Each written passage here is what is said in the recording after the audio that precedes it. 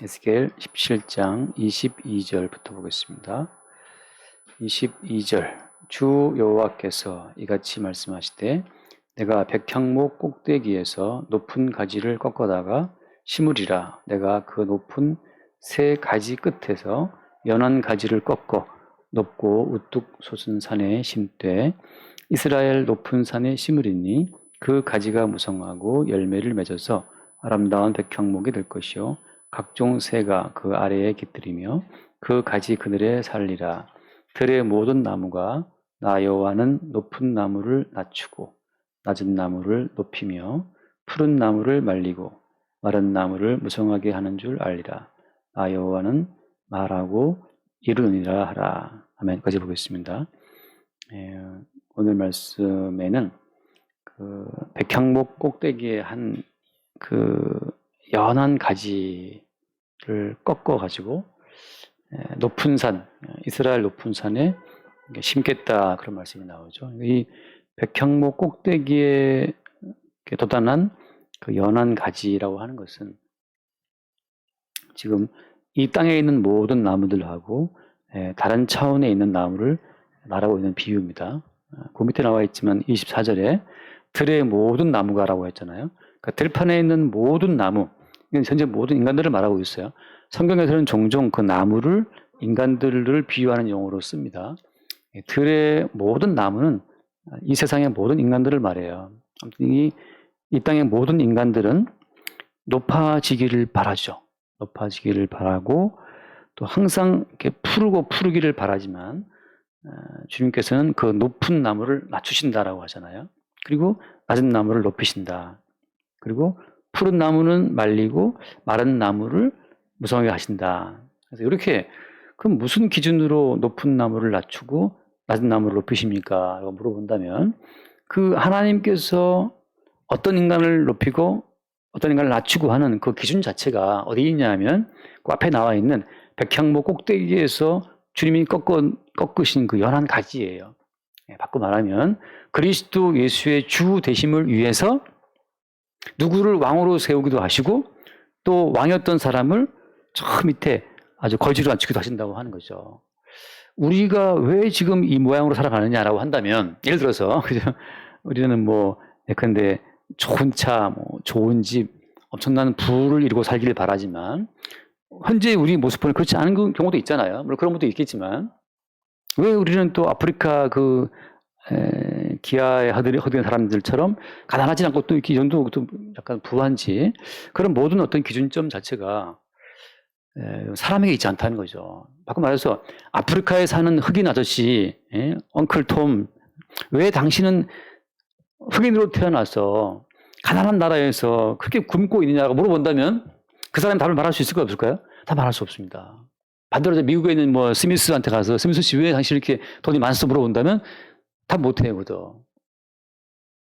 인간이 왜 나는 높은지, 왜 나는 낮은지, 왜 나는 무성한 나무인지, 왜 나는 깊적 마른 나무인지 그 답은 없어요. 답은 어디에 있느냐 하면 백향목 꼭대기에 꺾은 그 연한 가지, 그 연한 가지로 말미암아 형성되는 그 새로운 나무와 그 거대한 나무 그늘, 각종 새들이 깃들이는 거대한 백향목이 된다. 아름다운 백향목이 나와 있는데 열매를 맺고 무성하고 아름다운 그 백향목을 위해서 들의 모든 나무가 존재한다고 하는 거죠. 바꿔 말하면 모든 나무는 그리스도 예수의 주되심을 위해서 존재하는 거예요. 자, 다시 한번 말씀드립니다. 우리가 타인과 나를 비교해서는 우리의 존재의 의미가 드러나지가 않아요. 왜 너는 IQ가 150이냐? 나는 IQ가 98인데, 예를 들어서. 그렇게 묻는다면 답이 거기에 있습니까? 왜 나는 못생겼냐? 나는 잘생겼냐? 나는 왜 돈이 많냐? 적냐? 나는 왜 아프냐? 몸이? 나는 건강하냐? 그런 모든 것에 대한 어떤 기준점들을 타인과 비교해서는 알 수가 없어요. 그럼 뭐냐? 들의 모든 나무는, 들판의 모든 나무는 이스라엘 높은 산에 심겨진 연한 가지, 꺾어진 연한 가지, 그 연한 가지가 이루게 될 그 무성한 열매와 각종 새가 깃들이는 그 아름다움, 그 그늘, 그것을 위해서 모든 인간이 있는 겁니다. 자, 다시 쉽게 말씀드립니다. 이거 자꾸 반복되는데 아무리 거룩한 사람도 예수 그리스도의 거룩함에 비해서는 아무것도 아니잖아요. 그러니까 모든 인간은 예수님과 비교해서만 그의 존재 가치가 드러나요. 근데 중요한 건 뭐냐면 예수님과 비교했을 때 모든 인간은 저주를 받아서 죽어마땅한 죄인들입니다. 이게 하나님의 의도하신 바예요. 예수님을 샘플로 세워놓고 내 아들 예수처럼 순종한 자가 있냐라고 쫙 물어보시는데 들의 모든 나무가 그 앞에서 고개를 숙일 수밖에 없어요. 내 아들 예수님처럼 완전하게 내 영광을 드러낸 자가 있느냐라고 물어보신다면 들의 모든 나무, 다시 말하면 이 땅의 모든 인간들은 고개를 숙이고 하나님의 심판을 받아야 되는 거죠. 그러니까 모든 인간은 그리스도 예수와 비교를 해야만 그 존재의 가치와 의미가 드러난다는 거죠. 근데 중요한 것은 비교를 해봤더니만 어떤 인간도 하나님 앞에 설 수가 없네. 다 죽어마땅한 죄인들이고 잘났다고 말하지만 예수님과 비교해 보니까 다 죽어마땅한 죄인들이에요. 그 죽어마땅한 죄인이라는 자리에 섰을 때 비로소 이스라엘 높은 산에 심겨져서 아름답게 열매 맺고 있는 그 백향목 그 앞에 머리를 숙이고 그 혜택 앞에 오직 자기들의 마음을 연다고 하는 거죠. 그래서 쉽게 한번 그 말씀을 이런 말씀을 한번 찾아볼게요. 고린도전서 1장을 잠깐 보면 고린도전서 1장 조금 하려고 이게 한데 이게 다 할 수 있을지 모르겠어요. 고린도전서 1장 먼저 보면 1장 18절 말씀을 보겠습니다. 1장 18절 십자가의 도가 멸망하는 자들에게는 미련한 것이요 구원을 받는 우리에게는 하나님의 은혜가 되어 있거든요. 자, 십자가의 도, 십자가가 겟세마네 골고다 언덕에 세워졌는데 그 이스라엘 땅 골고다 언덕 위에 세워진 그 십자가가 바꿔 말하면 에스겔로 말하자면 연한 가지 꺾어서 이스라엘 높은 산에 심었던 백향목이라고 하는 거죠. 너무 연한 가지 끝이라서 그거 심어야 되겠나 싶었는데 그 백향목 그 나무에 아주 연한 가지를 꺾어서 심었기 때문에 살아겠나 싶었는데 거기서 아주 무성한 나무가 자랐던 것처럼 십자가라고 하는 것은 죽고 끝난 거잖아요. 예수가 십자가 받고 죽었어요. 끝났어요. 이제 저 끝났네라고 하는데 그 십자가에 죽임당하신 예수의 죽음으로부터 새로운 생명이 나타나게 될 줄은 아무도 몰랐던 거죠. 그래서 그 뒤에 있는 말씀처럼 19절 말씀처럼 기록된 바 내가 지혜 있는 자들의 지혜를 멸하고 총명한 자들의 총명을 패한다. 그러니까 이 땅에서 모든 지혜와 모든 총명은 십자가의 도 앞에서 다 폐해지는 겁니다. 바꿔 말하면 어떤 인간의 지혜도 생명에 이를 수는 없다는 거죠. 그러니까 쉽게 말해 그 위에 나오는 그 모든 말씀은 그냥 너희들은 다 그냥 죽었다는 그 이야기를 하고 있는 겁니다. 20절 지혜 있는 자가 어디 있느냐? 선비가 어디 있느냐? 이 세대의 변론가가 어디 있느냐? 하나님께서 이 세상의 지혜를 미련하게 하신 것이 아니냐. 아까 잠깐 대화할 때 우리 대화했지만 뭐 정치인 뭐 유시민이가 어떻고 똑똑하고 뭐 이준석이 어떻고 뭐 많은 말 나오지만 이 세대의 변론가가 있습니까? 이 세상에 지혜자가 있냐 말이죠. 선비가 있냐 말이죠. 아무도 없어요. 다 죄인일 뿐이야. 미련하게 하신 것이란 말이죠. 그래서 21절 하나님의 지혜에 있어서는 이 세상이 자기 지혜로 하나님을 알지 못함으로 하나님께서 전도에 미련한 것으로 믿는 자들을 고난하실 기뻐했다. 그러니까 하나님께서는 아예 인간의 지혜로 접근하시질 않아요. 그냥 하나님 아들 예수가 십자가에 못 박혀 죽었단다. 너 믿어라. 아주 그냥 말도 안 되는 말을 하는 게 전도라고 하는 겁니다. 그래서 22절 유대인은 표적을 구하고 헬라인은 지혜를 찾으나 이것은 어때요? 유대인과 헬라는 이 땅 전체를 두고 말하는 겁니다. 들의 모든 나무를 말한 것처럼 이 세상의 모든 인간은 유대인 아니면 헬라인이에요. 유대인은 표적을 구하는 인간들이고 헬라인은 지혜를 찾는 인간들이죠. 근데 표적을 구하든 지혜를 찾든 모든 인간들은 하나님의 구원에서 탈락되어 있습니다. 그냥 사망 가운데 있다는 거죠. 근데 유일하게 희한하게 23절 우리는 십자가에 못 박힌 그리스도를 전하니 유대인에게는 거리끼는 것이고 이방인에게는 미련한 것이다. 어차피 십자가에 죽임당하신 예수 그리스도는 인간들은 거리끼 하든지 미련하게 생각하든지 안 통하는 이야기. 이런 모든 인간은 그냥 죽어 있습니다. 들의 모든 나무는 푸른 나무든 무성한 나무든 다 죽어 있다라고 하는 걸 말하고 있는 거죠. 그래서 24절 오직 부르심을 받은 자들에게는 그러니까 이게 참 특이하잖아요. 오직 부르심을 받은 자들에게만이에요.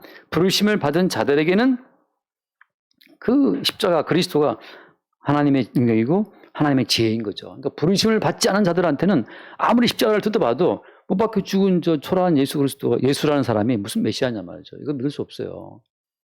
선악적 가치로 아무리 십자가를 뜯어봐도 거기서 메시아의 어떤 증거를 찾을 수는 없습니다. 마지막하게 죽어버린 인간한테 기다릴 게 뭐가 있겠어요. 돈을 구하는 자에게 예수님이 예수님이 오시게 되면 예수님은 아무것도 안 하고 그냥 돈을 구하는 자 앞에서 못 박혀 죽어 있을 뿐이에요. 그 말은 무슨 말입니까? 너는 이렇게 죽어마땅한 자라는 사실을 증거하는 것 뿐이죠. 그러니까 예수 앞에 나와서 뭘 구한다. 예, 다시 말해서 살아계신 하나님을 만나게 된 사람의 증거는 뭐냐? 증거는 뭐냐? 십자가로만 증거가 드러나는. 그래서 말은 뭐냐면 십자가에 죽임당하신 예수님을 앞에 두고 보니까 나야말로 죽어마땅한 자가 맞군요라는 걸 고백하는 자만 하나님을 경험한 자예요. 만난 자예요. 자기의 죽어마땅함을 수용하게 되는 사람만 하나님을 경험한 자라고 하는 거죠. 그러니까 자기들이 뭐 기도했더니 뭐 음성을 들었다, 하나님을 만났다, 뭐 말 들었다. 그게 다 거짓말을, 그러니까 마귀를 만난 그 증거인 이유가 뭐냐 하면 그런 경험을 통해 자기의 살아있음을 강조한다, 다 죽은 자라고 하는 거죠. 그러니까 우리는 죽어마땅한 자인데 오늘 살고 있어. 이게 웬 기적이냐. 그러니까 살아있는 뭐 순간순간이 기적이고 능력이고 은혜의 어떤 표징이에요. 죽어마땅한 자도 살아있으니까. 하룻밤의 홍수로 리비아에서 뭐 몇천 명이 뭐 만 명인가 죽었다 그러는데 하룻밤 홍수로 댐 두 개 터지고 그 수많은 사람이 바다로 쓸려간 것처럼 하룻밤 잠깐이면 돼요. 근데 우리는 지금 살아있잖아요. 왜 살아있냐? 우리의 지혜 때문에 살아있습니까? 천만의 말씀이죠. 지금도 김정은이가 막 누르면 날아와서 서울 파괴되는 건 시간 문제죠.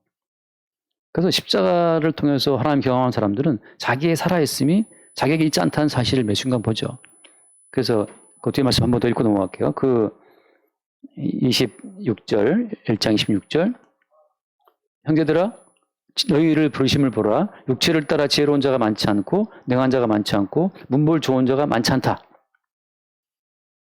이런 말 하기는 뭐 때문입니까?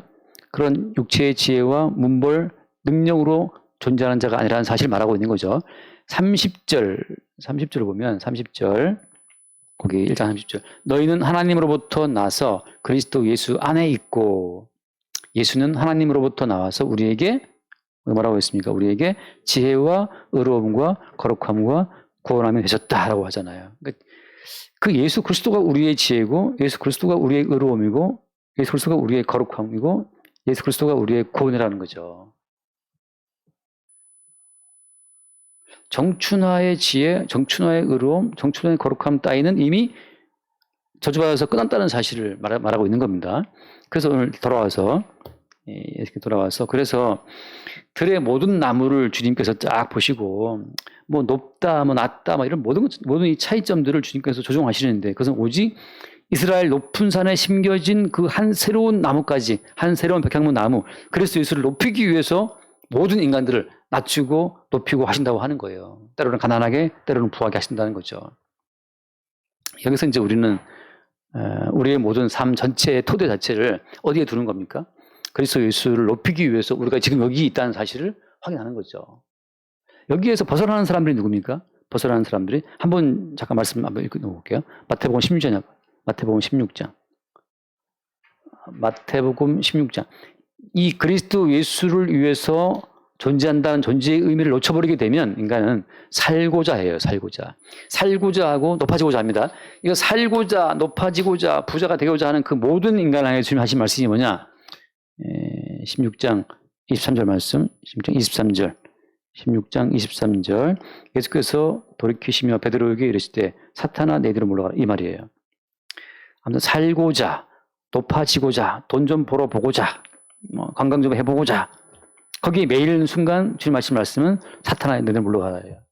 왜냐하면 너는 살아야 돼 망하면 안 돼 이 땅에서 유일한 너 소망이야 라고 말하는 그 모든 것이 사탄의 이야기입니다. 그럼 성경의 말은 어떤 거겠어요? 성경의 말은 너는 이미 죽었다. 십자가에 주와 함께 죽었다는 걸 말하고 있어요. 그러면 사람이 살고자 하고 뭘 하려고 하면 그것처럼 스트레스 나는 게 없어요. 뭐 이렇게 하려고 애를 쓰냐 말이죠. 너 이미 죽었는데. 죽은 어떤 사물을 딱 두면 그대로 있는 것처럼 주께서 우리를 심어두시면 거기 있어야 되는데 자꾸 우리의 의식은 가려고 한다는 거죠. 그것이 인간에게 스트레스가 되고 고통이 되는 거예요. 사탄아 물러가라. 베드로한테. 그걸 하신 말씀이 뭐였습니까? 네가 하나님의 일을 생각하지 않고 도리어 사람의 일을 생각한다.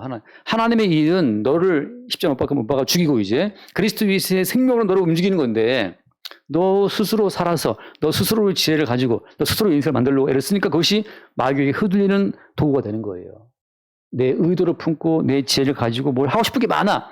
마귀에게 휘둘리는 거예요. 또 그들 또 막 기도까지 해. 또 뭐 해달라고 막. 마귀가 응답하는 거죠. 그래서 마귀의 어떤 등장은 돌로 떡을 만들어 먹어라. 돈 벌어라. 돈 벌어라. 뛰어내려라. 뭐 능력을 좀 보여봐라 말이죠. 그 다음에 권세를 주마. 그게 마귀의 모든 일입니다. 먹고 사는 떡의 문제, 뭐 공부해서 뭐 시험 봐서 분 능력의 문제, 권세의 문제, 이건 다 마귀가 우리한테 주는 건데 우리는 그걸 기도한단 말이죠. 그러니까 떡의 문제를 왜 기도한다? 응답하는 것은 마귀입니다. 능력의 문제 기도한다? 마귀가 응답하죠. 그러면 어때요? 주의 답은? 주님의 응답은? 주의 응답은 곧 나와 있습니다. 24절 말씀, 24절. 이 예수께서 저희에게 이르시되 누구든지 나를 따라오려거든 자기를 부인하고 자기 십자가를 지고 나를 따를 것이니라. 그 다음에 25절 누구든지 제 목숨을 구원하고자 하면 잃을 것이요 누구든지 나를 위하여 제 목숨을 잃으면 찾으리라. 이게 주의 응답이에요. 마귀의 응답은 너 살아야 돼. 살기 위해서는 돈 벌어야 돼. 살기 위해서 능력이 있어야 돼. 그게 마귀의 응답이지만 주의 응답은 너 십자가 지고 따라와. 너는 죽는 거야. 너로서는 죽고 하루하루가 그리스도로 존재한다는 사실을 말씀하고 있는 거죠. 그래서 26절 사람이 만일 온 천하를 얻고도 제 목숨을 잃으면 무엇이 유익하리요. 너 돈 벌고 능력 많아서 권세 얻고 살았다고 쳐봐. 마지막에 지옥인데 무슨 유익이 있냐. 다 안개 같은 거지. 27절 인자가 아버지 영광으로 그 천사들과 함께 오르니 그때 각 사람이 행한 대로 갚으리라. 행한 대로가 뭐예요? 행한 대로가 사람의 일을 생각해서 살고자 하면 그 행함이 그를 지옥으로 심판하게 되는 기회가 되는 겁니다. 우리의 행함은 뭐냐? 우리의 행함은 주님과 함께 십자가에 죽었음을 매일 확인하는 것, 그 그리스도 예수를 믿는 것, 그것이 우리 일이 되는 거죠. 하나 더 읽읍시다. 누가복음 16장. 누가복음 16장을 잠깐 보면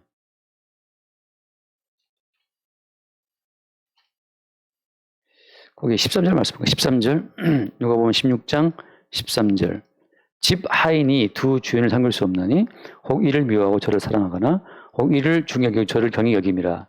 너희는 하나님과 재물을 겸하여 섬길 수 없다.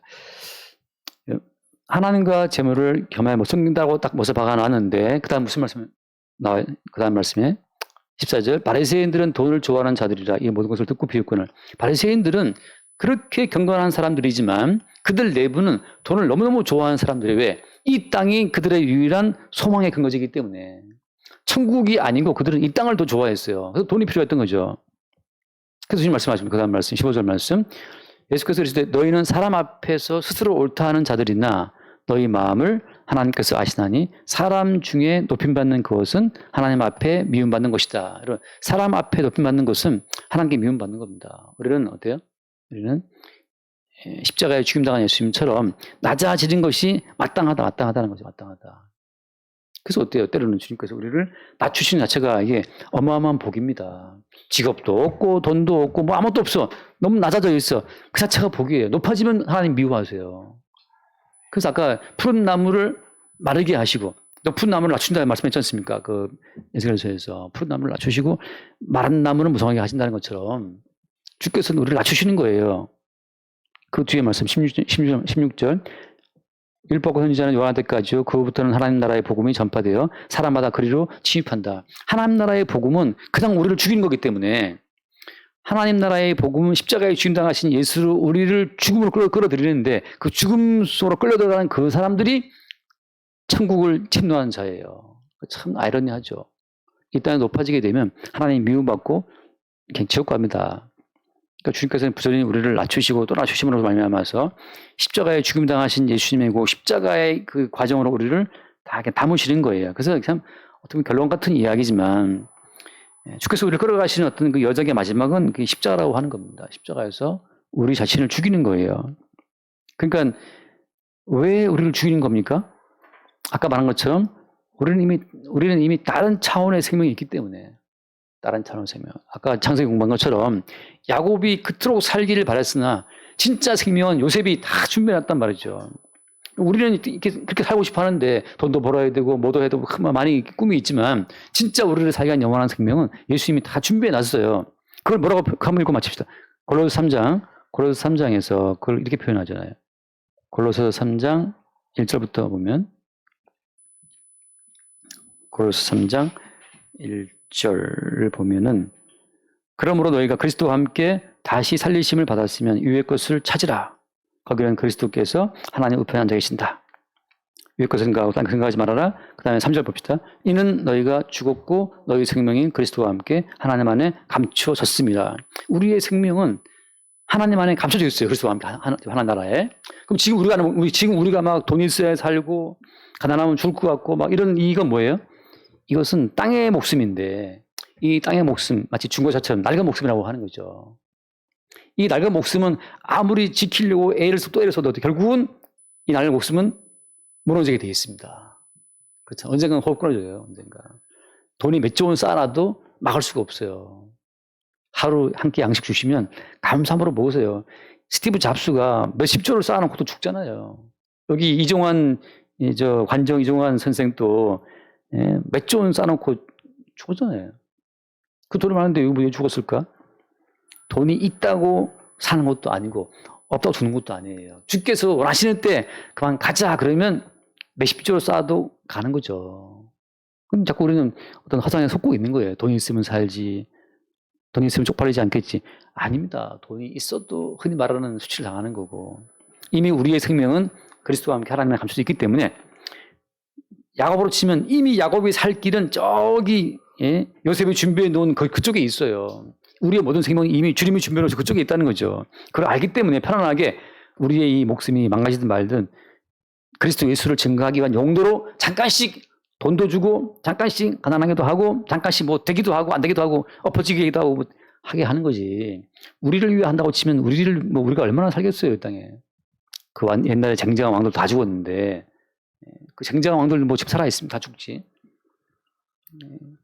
오직 이스라엘 높은 산에 심겨진 그 새로운 백향목, 새로운 생명나무이신 예수님을 증거하기 위해서 지금 우리를 살게 하신다는 그 사실이 우리의 삶에 어떤 그 담대함이잖아요. 돈 있는 것, 주님 때문이야. 가난한 것, 주님 때문이야. 주님을 증거하기 위해서 맡겨진 그 배역에 불과할 뿐이기 때문에, 맡겨진 그 가난뱅이의 배역이면 가난뱅이의 배역, 실업자의 배역, 또 뭐 사업가의 배역, 돈이 많은 부자의 배역, 혹은 돈 다 까먹은 빚쟁이의 배역, 그 모든 배역들을 주님이 나로 지금 빚쟁이 살게 하셨네. 그 배역을 하루하루 즐겁게 배역을 소화할 수 있기를 바랍니다. 기도하겠습니다.